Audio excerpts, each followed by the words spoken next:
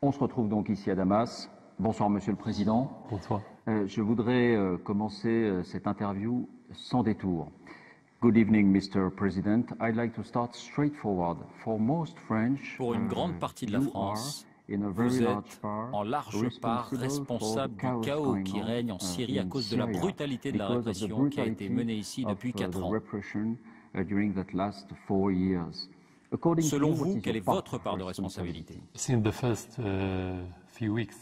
Dès les premières semaines du conflit, les terroristes se sont infiltrés en Syrie, avec l'appui d'États occidentaux et régionaux.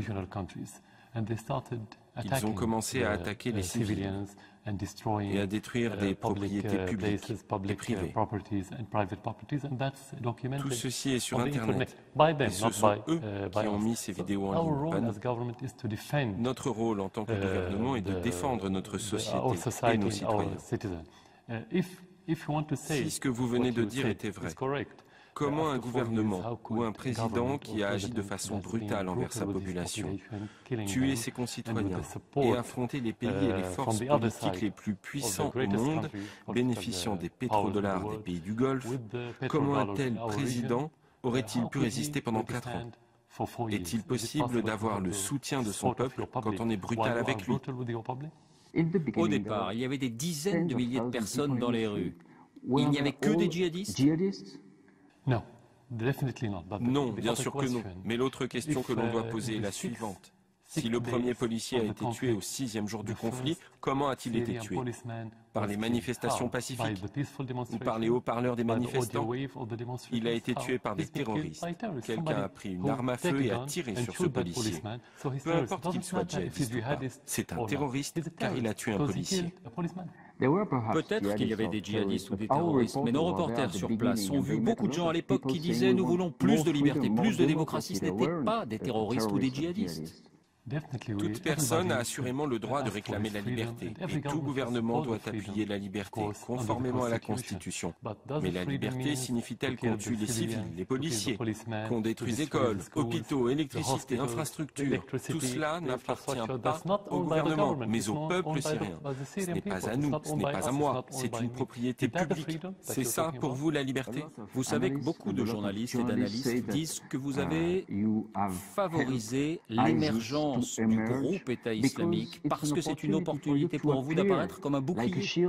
Un bouclier. Mais le groupe État islamique a été créé en Irak en 2006 sous la supervision des Américains. Je ne suis pas en Irak, je n'y ai jamais été. Je ne contrôlais pas l'Irak, c'était les Américains qui contrôlaient l'Irak. Le groupe État islamique est venu d'Irak en Syrie car le chaos est contagieux. Quand le chaos est à votre porte, vous devez vous attendre à ce qu'il entre chez vous. Mais il n'y avait pas le groupe État islamique au départ. Laissez-moi continuer. Lorsqu'il y a le chaos dans un pays, il devient un terrain fertile pour les terroristes. Ainsi, lorsqu'il y a eu le chaos en Syrie, le groupe État islamique est venu en Syrie.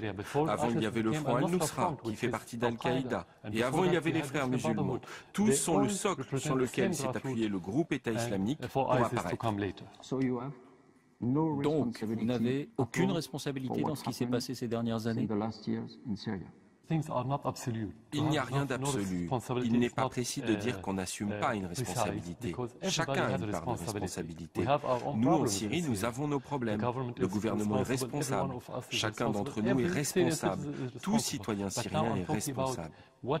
Mais là, je parle de ce qui a amené le groupe État islamique en Syrie, le chaos. Et votre gouvernement, si vous préférez qu'on le désigne par le terme de régime, comme ils le font pour nous, le régime français est responsable, car il a soutenu ces djihadistes en les considérant comme une opposition modérée. La France soutient la coalition nationale syrienne. Sont-ils des terroristes? Ceux qui, à l'heure actuelle, reçouvent le soutien et possèdent des armes occidentales appartiennent au groupe État islamique, armés et équipés par votre État et d'autres pays occidentaux. Votre ministre de la Défense l'a déclaré publiquement au début de l'année, en affirmant avoir envoyé des armes. Par conséquent, ceux que vous qualifiez de modérés ont diffusé en 2012, avant que le groupe État islamique n'apparaisse et que l'Occident ne reconnaisse l'existence même du Front Al-Nusra, une branche d'Al-Qaïda, ils ont diffusé des vidéos dans lesquelles ils dévoraient le cœur d'un soldat syrien, mutilaient les corps d'autres victimes, en décapitaient d'autres. Ce sont eux qui ont diffusé ces images, pas nous. Comment pouvez-vous ignorer cette réalité puisque ce sont eux qui la diffusent et vous disent que c'est la réalité? Parlons du présent. Il apparaît que l'armée syrienne continue à utiliser des armes aveugles et notamment des barils explosifs qui ont des effets dévastateurs pour les civils. Pourquoi poursuivez-vous cette stratégie? Nous n'avons jamais entendu parler au sein de notre armée d'armes aveugles. D'ailleurs, aucune armée au monde, y compris la nôtre, n'accepterait d'utiliser des armes qui ne peuvent pas cibler avec précision, car elles n'auraient aucun intérêt. Elles seraient inutiles d'un point de vue militaire. Par ailleurs, lorsque vous parlez de tueries aveugles, qui ne font aucune différence entre civils et combattants, il ne s'agit pas d'armes, mais de la manière dont vous faites usage de ces armes. La preuve, les drones utilisés par les Américains au Pakistan ou en Afghanistan tuent des civils beaucoup plus que des terroristes. Ce sont les armes les plus précises au monde. Ce n'est donc pas un problème de type de bombe. Nous avons des bombes conventionnelles et des armements classiques. Vous n'utilisez pas de barils explosifs. C'est quoi les barils explosifs? Pouvez-vous me dire ce que c'est? Il y a des documents, des vidéos ou des photos comme celle-ci où on peut voir un baril explosif largué d'un hélicoptère. Ceci est à Alep, ceci est à Hama, il y a quelques mois, il y a un an. Seule l'armée syrienne possède des hélicoptères. Quelle est votre réponse? Ce n'est pas une preuve. Ce sont deux images de deux choses différentes. Personne ne peut les relier l'une à l'autre. Non, cette image que vous montrez, qu'est-ce que c'est? Je n'ai jamais vu une chose de ce genre dans notre armée. Je ne parle pas des hélicoptères, je parle de ces deux photos. Qu'est-ce qui vous permet de les associer l'une à l'autre? Est-ce que vous dites que c'est un montage? Vous dites que ce sont de faux documents? Non. Il faut que ce soit vérifié. Mais dans notre armée, nous n'utilisons que des bombes conventionnelles qui nécessitent de viser. Nous n'avons aucun armement qui puisse être utilisé aveuglément. C'est tout. Mais ce sont bien des hélicoptères. Seule l'armée syrienne en possède. Oui, bien sûr. Je n'ai pas dit que nous n'avons pas d'hélicoptères, ni que nous ne les utilisons pas. Je parle des armes avec lesquelles nous visons les terroristes. À quoi bon tuer aveuglément? Pourquoi tuer les civils? La guerre en Syrie consiste à gagner le cœur des gens, pas à les tuer. Si vous tuez les gens, vous ne pouvez pas rester au gouvernement ou rester président, c'est impossible. Qu'en est-il des armes chimiques? Il y a 2 ans, vous vous êtes engagé à ne plus utiliser d'armes chimiques. Avez-vous utilisé du gaz de chlore durant la bataille d'Idlib le mois dernier? Non, c'est un autre faux récit donné par des gouvernements occidentaux. Pourquoi?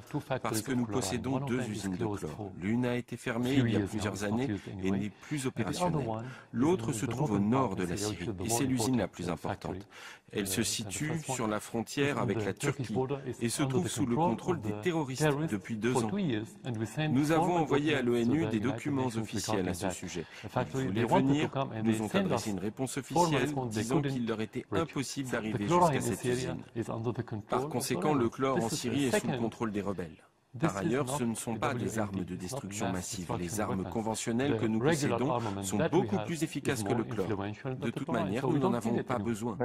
Mais il y a eu des investigations et je pense que vous avez lu les rapports de Human Rights Watch concernant Idlib le mois dernier.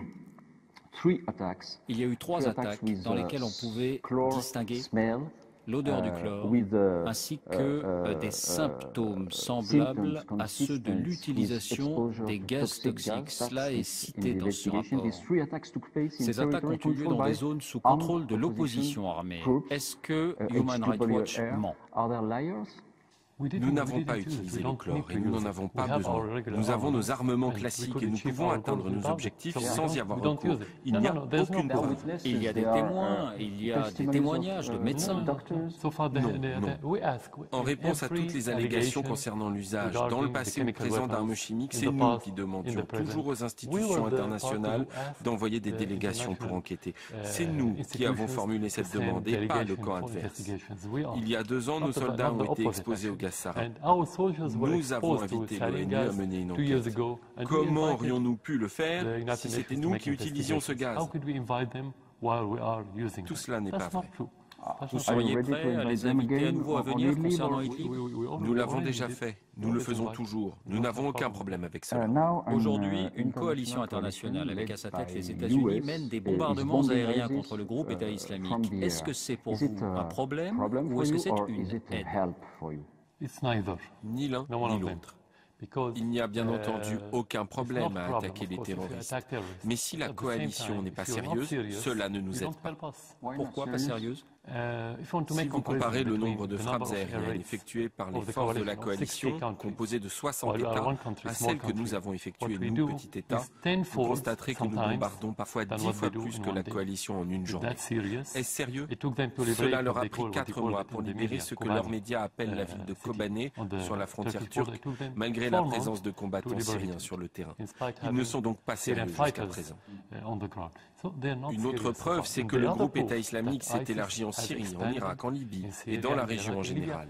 Comment pouvez-vous donc dire que la coalition a été efficace? Ils ne sont pas sérieux, c'est la raison pour laquelle ils n'aident personne dans cette région. La coalition a effectué des milliers de frappes aériennes depuis le début de l'intervention. La France mène des frappes uniquement en Irak. Voudriez-vous qu'elle rejoigne la coalition pour frapper en Syrie? J'ai dit qu'ils ne sont pas sérieux de toute manière. On ne peut pas former une coalition contre le terrorisme et soutenir en même temps les terroristes. Ça nous est donc égal qu'ils frappent en Syrie, en Irak ou les deux à la fois, tant qu'ils continuent à soutenir ces mêmes terroristes.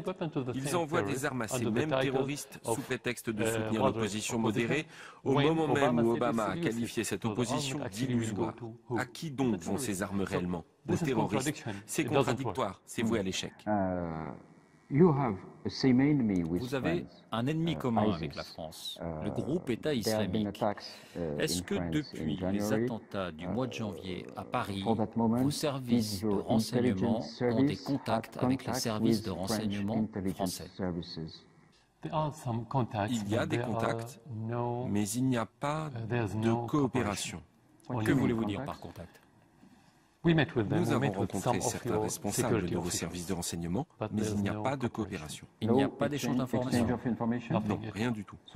Alors pourquoi ces contacts? Ce sont eux qui sont venus en Syrie et pas nous qui sommes allés en France. Ils sont venus peut-être pour un échange d'informations. Mais lorsque vous souhaitez établir ce genre de coopération, ça doit être dans les deux sens. Nous les aidons, ils nous aident en retour. Mais d'après vos hommes politiques et le gouvernement français, il faudrait les aider alors qu'ils soutiennent les terroristes et tuent nos citoyens. Ça ne marche pas comme ça. Est-ce que c'est la France qui a demandé ces contacts avec vos services de renseignement? Oui, nous les avons rencontrés. Il y a eu une réunion avec eux. C'était une demande de la France? Oui. Nous n'avons rien à demander aux services de renseignement français. Nous disposons de tous les renseignements sur les terroristes. Il y a des centaines de Français qui sont venus se battre aux côtés du groupe État islamique. Est-ce que vous avez arrêté des Français et est-ce qu'il y a des Français du groupe État islamique qui sont détenus aujourd'hui dans vos prisons? Non, nous n'en avons aucun dans les prisons. Nous n'avons que des informations. La plupart de ces djihadistes viennent ici pour combattre, mourir et aller au paradis. Telle est leur idéologie. Ils ne sont pas prêts à aller dans les prisons, quelles qu'elles soient. Donc il n'y en a aucun dans vos prisons? Non, nous n'en avons aucun dans nos prisons. Il y a aujourd'hui des gens en France, et parmi eux des hommes politiques, des parlementaires notamment, vous en avez reçu quelques-uns ici, qui disent qu'il faut renouer le dialogue avec vous. Quelle initiative seriez-vous prêt à prendre pour convaincre l'autre partie de la France et des Français que vous pouvez être un partenaire? Avec eux? Avec la France. Ils doivent d'abord me convaincre qu'ils ne soutiennent pas les terroristes et qu'ils ne sont pas impliqués dans l'effusion de sang en Syrie. Ce sont eux qui se sont trompés à l'égard de la Syrie. Nous n'avons tué aucun Français ni aucun Européen. Nous n'avons pas aidé les terroristes dans votre pays. Nous n'avons pas aidé ceux qui ont attaqué Charlie Hebdo. C'est vous qui avez aidé les terroristes. Par conséquent, votre pays, les Occidentaux, doivent nous convaincre qu'ils ne soutiennent pas les terroristes. Nous sommes prêts à tout dialogue, prenant en considération le fait que ceci sera dans l'intérêt des citoyens syriens. Donc actuellement, vous n'êtes pas intéressé par un dialogue avec la France? Non, nous sommes toujours intéressés au dialogue avec quiconque. Mais comment peut-on établir un dialogue avec un régime qui soutient le terrorisme dans notre pays? Et pour quelles raisons? C'est la question. Lorsqu'ils changeront de politique, nous serons prêts pour le dialogue. Sans ça, le dialogue n'aura aucun but. Il n'y a pas de dialogue pour le dialogue. L'objectif est d'aboutir à certains résultats. Pour moi, le résultat serait que le gouvernement français cesse son appui aux terroristes dans mon pays. Donc, vous n'avez pas de message à adresser à François Hollande en vue d'un dialogue? Je crois que le principal message qui doit lui être adressé doit l'être par le peuple français. Les sondages en France montrent bien le message que Hollande devrait écouter davantage, à savoir qu'il est le président le plus impopulaire depuis les années 50. Il devrait s'occuper de ses citoyens et les protéger des terroristes qui viennent en France.